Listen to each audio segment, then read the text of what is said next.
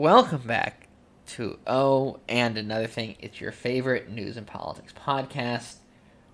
We're back for another week. We're back from our small vacation. We're back refreshed, recharged, reinvigorated. Is reinvigorated the term? Can one be reinvigorated? Anyway, so we're back. Happy to be back. It's funny, I just started I'm not going to read the alert that just came across my screen here. I'm on the Washington Post website. Right when we start the pod, we get a breaking news alert. So, the breaking news is Trump officials move ahead with regulation easing companies' liability for bird deaths. I don't know. I'm not going to read it, but that's, I don't know. Bird deaths. Why aren't we going to read it? It's just bird deaths. I don't care about bird deaths. Burn deaths? Bird deaths. Why have the birds died? I don't know. You want to find out why the birds are dying? Trump officials? Oh, no, that's like... Oh, is this big news? You know this? Well, if it's what I think it was, I know there was something going on where the Trump administration was like encouraging... Oh, on killing birds! They were like encouraging hunting groups to kill certain varieties of birds and like nature conservatists or whatever they want to kill the birds. Yeah. Oh. They wanted to like loosen regulations on hunting. I thought they were birds. talking. Okay, so hear me out. No, I thought they were kind of a big deal. All right, word. I thought they were talking about like how Trump's always talking about the windmills. The windmills. The windmills. You thought it was that. I'm like, yeah. okay. Ugh. Finally, yeah, he really cares about. Finally, that. do something about these windmills, these dead birds under the windmills. But this is okay. So this is really something here. All right. Well, we'll find out more about that and maybe talk about that later on the pod today. At some point, we're doing kind of a fast and loose edition of Oh and Another Thing. My mindset the past few weeks. Have you guys ever seen the movie Office Space? You've seen Office Space. Bert, has Bert seen Office Space? Well, Bert just turned 6 years old, so Bert just became able to watch movies. So we're gonna watch Office Space with him here and a couple other movies since he can finally watch movies now. If a movie was ever on, we used to take Bert out of the room and lock him in the bathroom. That's not true. That way he couldn't watch the movie because of the themes. Because of the themes in popular movies today. He's just a young man. He's just a young man, but now he's 6, so he can watch movies now. So we're gonna watch Office Space. But anyway, I've been in kind of a for like the past probably 3 months since I went back to work after being on unemployment. It's been longer. I know, but like the past 3 months of it being back, Oh, okay. I've kind of been in this headspace of like, Peter in Office Space. Is it Peter, the guy played by your good friend from that show we like on HBO /TBS? Brendan Fraser? No. Not Brendan Fraser. You always think he's Brendan Fraser. Ron Livingston, yeah. Ron Livingston's character in Office Space, where he just kind of like is depressed for a little while, then he gets hypnotized and just starts kind of doing whatever he wants. I'm kind of in that headspace of that character, doing whatever he wants for about a week or two there, but I've been kind of doing it for like a couple of months now, and it's been alright, but I've really laid it on thick here in the past, like, 2 weeks leading up to Thanksgiving, and I mean really laid it on thick, and today we're gonna kind of peak with that. It's the last, well, Sunday's technically my last day of this vacation spell, and then I work for 3 weeks, then I think I have another week of vacation, but, so we're just we're not mailing in this pod, but we definitely didn't do a ton of preparation for it. We're mostly just going to read Washington Post headlines and have ourselves a few laughs along the way. Am I right, Bert? Oh, he's out like a light, huh? It's funny when Bert sleeps, and we're going to talk about Bert again real quick here. When Bert sleeps, his whiskers get folded under, so it looks like he has a Fu Manchu mustache. What about Bert's mustache? It looks like he has one of those Fu Manchu mustaches whenever he's resting because his whisker gets pinned. You see it? Very wise man. Very wise man. Anyway, so let's dive on in here. All right, so Trump committed, and this is from the Washington Post, is committing to leaving if the Electoral College votes for Biden. Part of my removing myself from society and from really caring or stressing too much about anything really at all over the past couple of weeks, since the election ended, since the Saturday we knew Joe Biden was president-elect, I've really been withdrawn from everything. But having kept up the limited amount I have kept up with, I know that the president is continuing to fight everything in court. I know that they are 1 for 38 in court cases, if my Twitter sources are accurate. And if I'm recalling correctly, 1 for 38, 1 for 39 in court cases. Regardless, they're not winning many. I know Rudy Giuliani went on TV and sweat through his hair dye. That was really gross. I have this, I don't know what you would call it, but costume hair and hair dyes. I don't mean to say I think hair dyes are gross or anything. But particularly if I can see hair dye dripping off someone's face, that's pretty disgusting. But that falls into that clump of, you know how I don't do well with wigs? Yeah.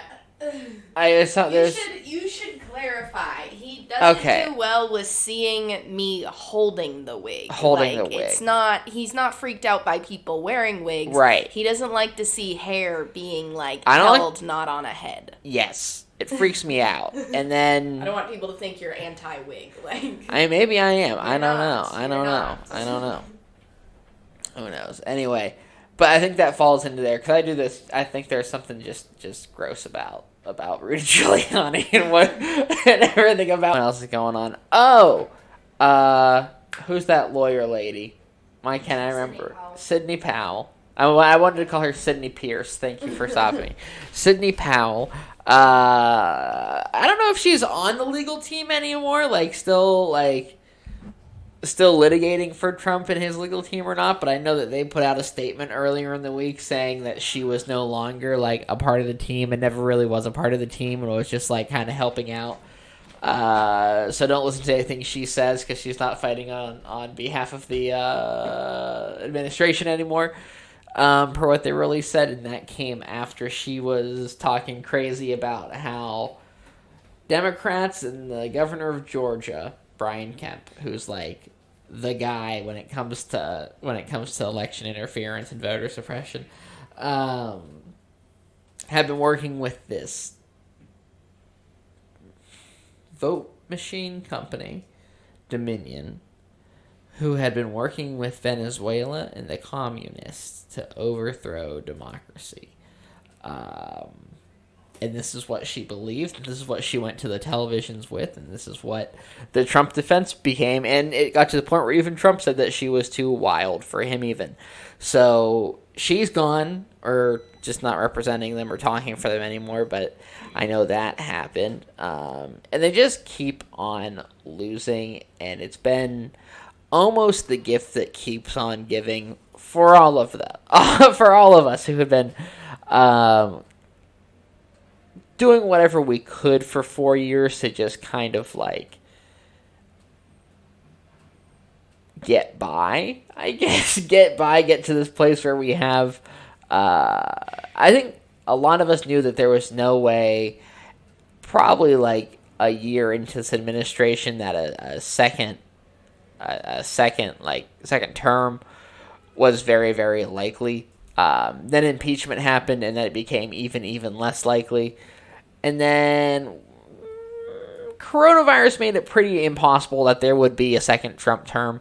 So for a while, it was just biding time, getting to that day, making sure that the day came, making sure that on November 3rd, 2020, everything went how November 7th or whatever it was, 2016 was supposed to go. And now that it's happened, it's just been kind of a rewarding 3 weeks or so, because just, again, every day for the past 3 weeks, it's a court case here, gets thrown out. A court case here gets overruled. A judge puts out a motion here that makes fun of the Trump campaign's attempts.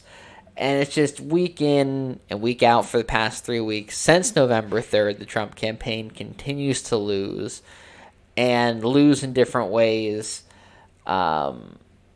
that are also teaching us all a lot about democracy. I didn't know that they had to go through this whole certification process.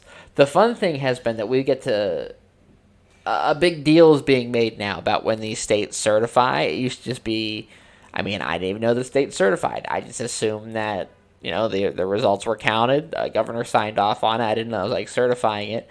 And then that was it. I didn't know I had to go through boards, what happened in I didn't know I had to go through boards that left open the possibility for what happened in Michigan was that last week in Michigan where they tried to throw out all the votes in Detroit?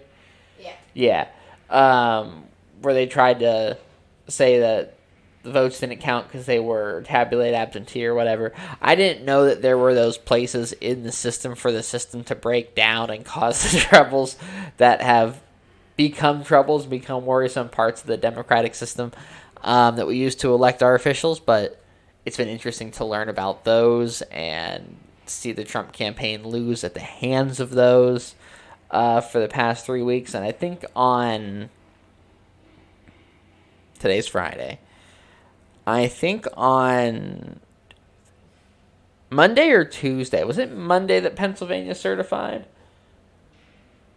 I don't remember. Monday or Tuesday, Pennsylvania certified, so it was getting to celebrate, be proud of Pennsylvania for a second week in a row. It's just been nice. It's been nice, and it's a gift from Trump himself and his drug-addled mind to keep giving us these opportunities to celebrate his losing. I don't know if it's some fetish for him where he just loses week in and week out, and this is what he's getting off to at this point, but it's sad to watch. And this is just a long way of saying that he's come to the place now where he's committing to leaving if the Electoral College votes for Joe Biden. And I think that's pretty much a done deal, that the Electoral College will vote for Joe Biden now that these states have certified their elections. I think everybody is certified at this point. I know there's a lawsuit in Pennsylvania right now that says that they needed to stop their certification process, and they have stopped the certification process, but that's after it already started, so I don't know what that means. But what we do know is that Trump isn't going to be president on January 21st, and I think that's just something that we should all just take in, enjoy, and just anytime we read a story about a Trump lawsuit here or something happening in Pennsylvania or Michigan or Nevada or Arizona, any of these states where they're trying to overturn the election results, just remember that every step along the way where they could have changed this election, they would have done it by now. They tried to keep Emily Murphy, the head of the GSA, General Services. I like General Sandwiches, though. General Services. They try to keep her from certifying results and getting the transition resources to the Biden campaign.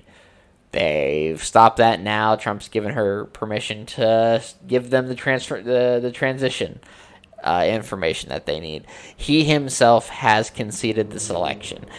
It is over. Joe Biden is going to be president. Everything else is just theatrics. Everything else is just a guy who doesn't want to do the job he has to do of president right now, so he's just doing whatever else he can do on his way out the door. And I think there's probably also a lot of him knowing that if he doesn't, try his hardest to stay there, he sits in jail wishing he would have tried harder in 2 years, so might as well try everything you can before you're trapped behind bars the rest of your life or for at least 10 or 15 years or whatever they're going to end up giving this guy. Let's see what else is going on here.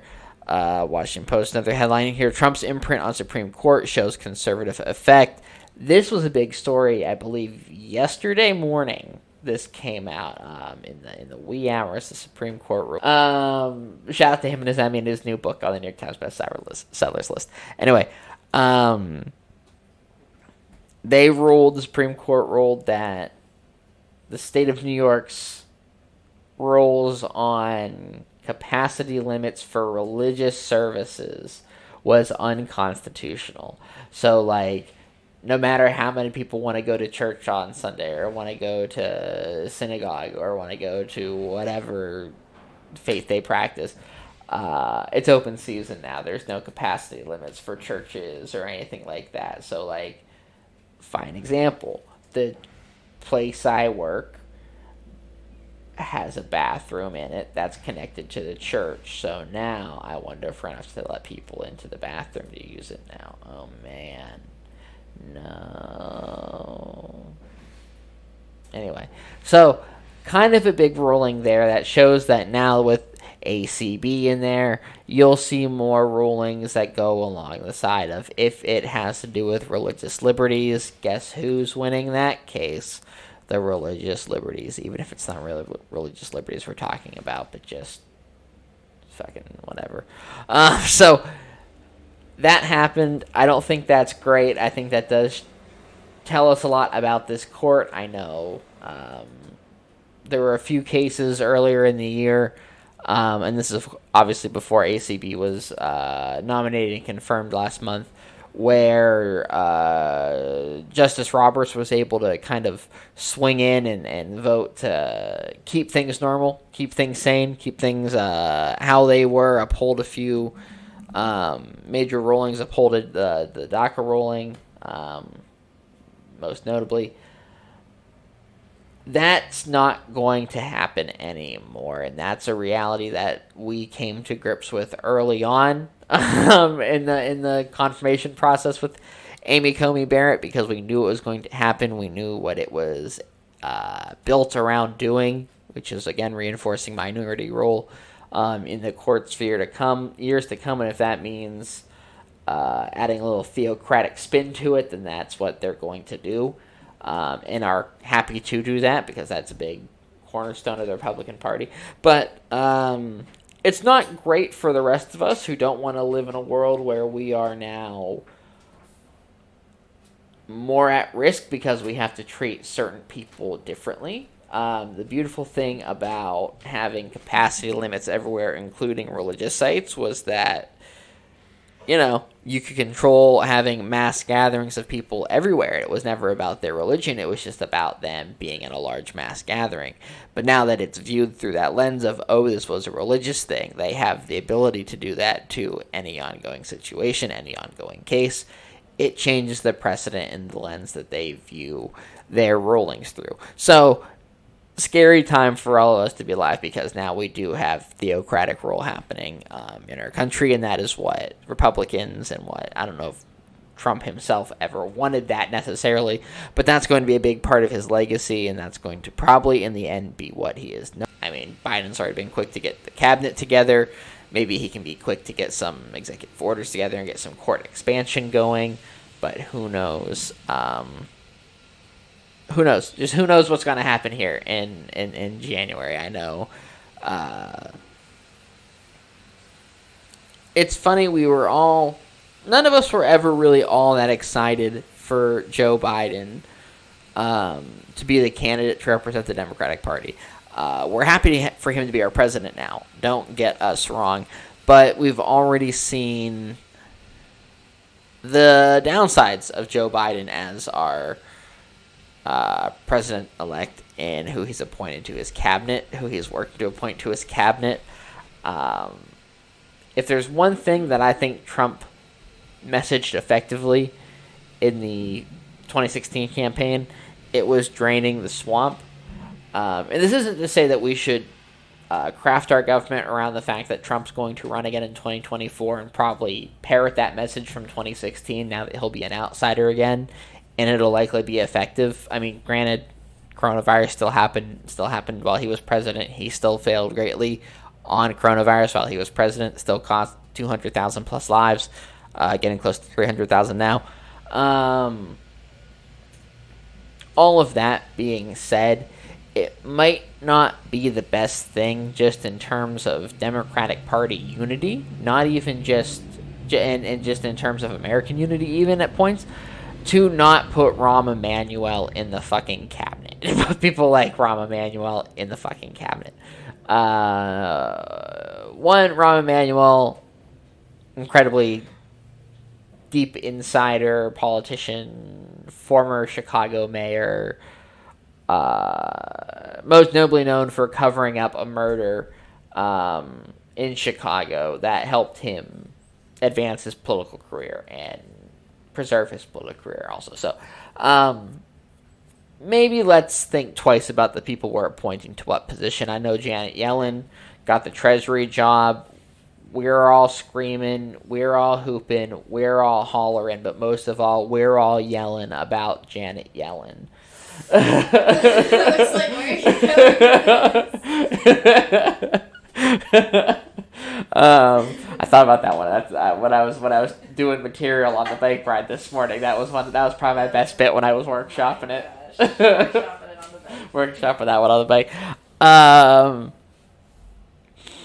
Boy, anyway, what else is going on in the news?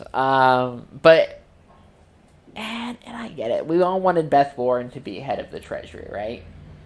You wanted Beth Warren to be Treasury Secretary. I did, but I wanted Beth Warren to be Treasury Secretary. People are saying that Beth Warren and Janet Yellen live by all of the same rules. They're saying they are they said it's essentially the same choice. No, Janet Yellen's very chill, very cool. Like I said, we're all screaming, we're all hooping, we're all hollering, and we're all yelling. And maybe it's smart because we don't know who. Would Charlie Baker have signed that, or would that have been an election? What? Would that have been an election for Beth Warren's Senate seat, or would Charlie Baker have gotten to appoint someone? I don't know. I don't know how that works. I guess I'll have to find a Massachusetts who knows something, right, Bert Chiefs? I'm just kidding. We're all just kidding. We're all having a good time here. Oh boy. Oh boy. Oh, and here's this some more stuff from the news for you here. Down in Georgia, they have the runoff going on, and this is a fun story for all of us. Trump's claims of election interference and claims that the Republican Secretary of State in Georgia and that Republican election officials in Georgia were working against him to prevent him from being elected president has rubbed off on a lot of Georgia Republicans. A lot of Georgia Trump voters are now saying they're going to boycott the Senate runoffs that are coming up here in January. I believe the beginning of January we have the runoffs in Georgia between Kelly Loeffler and Reverend Raphael Warnock and John Ossoff and David Perdue. Again, the fate of the Senate lies in these races, and Trump's own work to disenfranchise voters on his behalf, just to make it seem as if he didn't lose by as much as he's lost by at this point, is now going to possibly start hurting the Republican Party's turnout in that election, since now what would have been reliable Republican voters are saying they're going to stay home because they think there's so much corruption.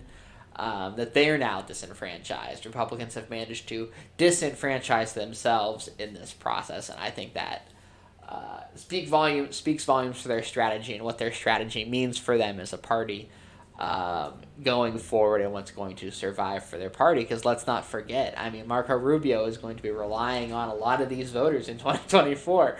I'm looking forward to who and what over the next 2 years is said by some of these Republicans who are planning to run for president. Because a lot of them are in now a tough spot where they spent the better part of 4 years.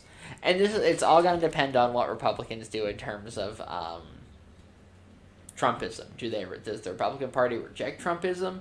Does it go back to being an old school McCain-style party? Or does it carry on this trajectory where politicians have to just change who they are fundamentally on the dime at every culture war, turn of the hat kind of situation?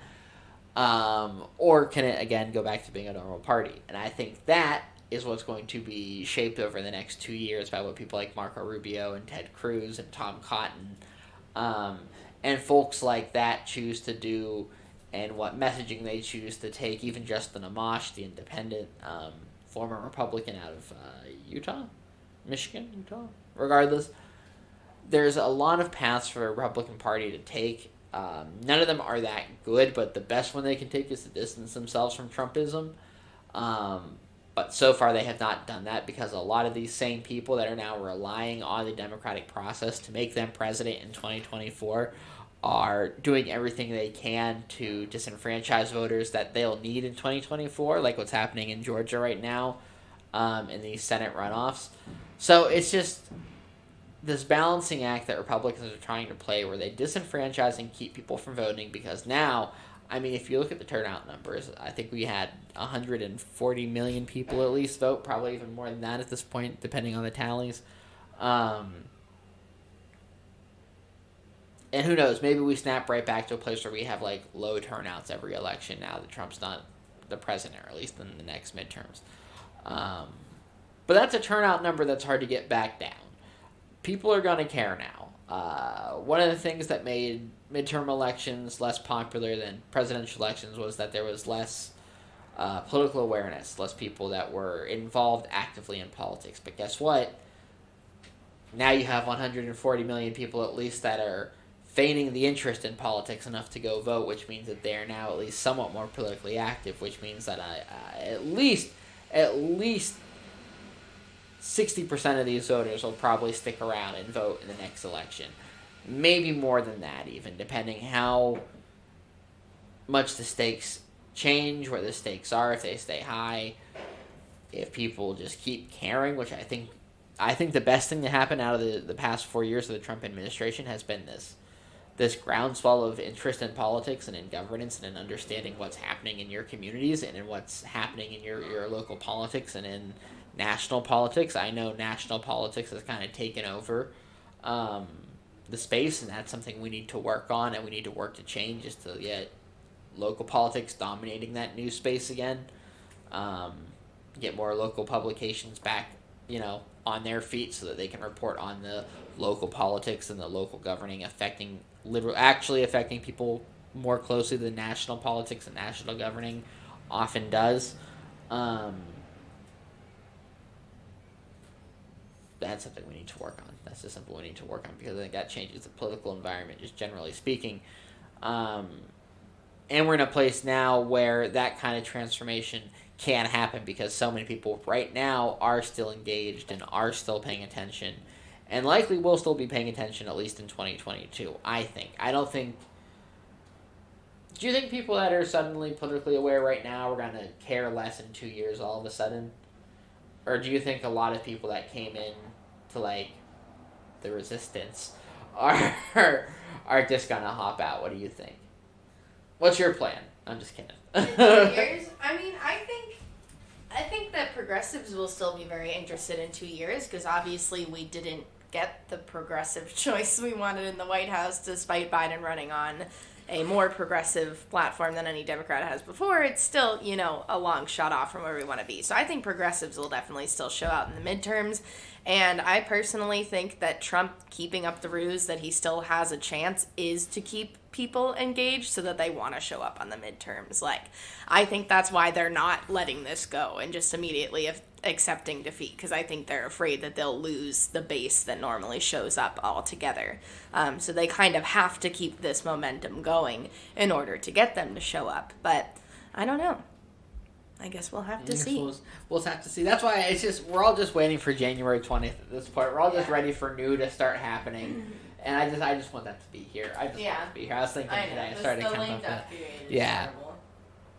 What else we got here? A couple more headlines. Black Friday is here, and it's completely different with so many unknowns.